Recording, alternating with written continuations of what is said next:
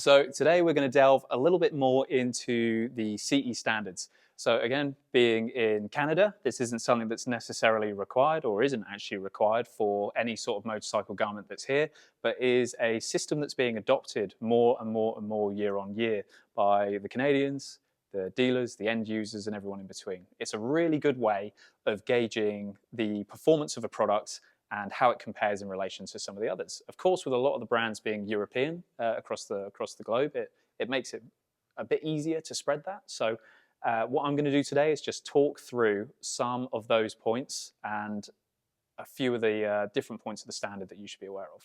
In this day and age, we are currently on EN 17092 for motorcycle garments. Now that doesn't matter if it's trousers or jackets, base layers, whatever it may be, you know, and of whatever material whether it's leather, textile, a more complicated structure or anything in between. It all falls under the same standard.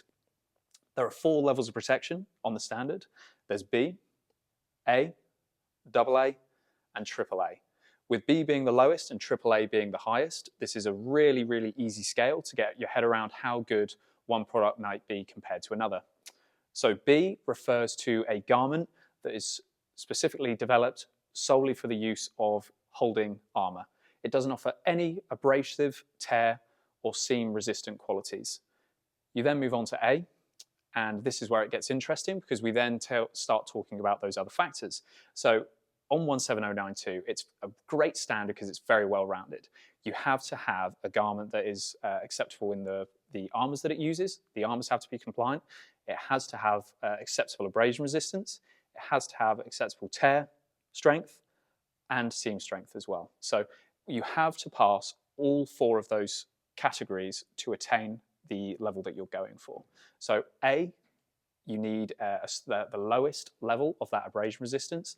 It is broken down by zone, but we won't go over that today. We'll just look at the overall. So you need the lowest level of abrasion resistance for A and the use of knee armors.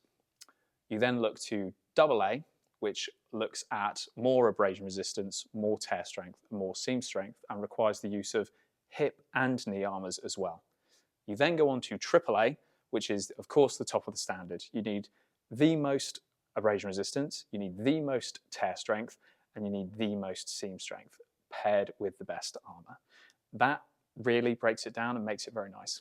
So you do have a few zones within the garment itself. So for example, they'll test zone 1. So if we look at our handy example that we have here, zone 1 refers to the knees and the hip area and the immediate surrounding area.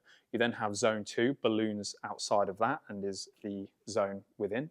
And then zone 3 refers to the parts of the garment that wouldn't necessarily be considered for an impact. So the back of your knee, for example, would be zone 3, because if that's touching the ground, you have much bigger issues than the abrasion resistant of your garment. So that is the overview for the range or for the CE standard. So hopefully that will help you find out what is right for you.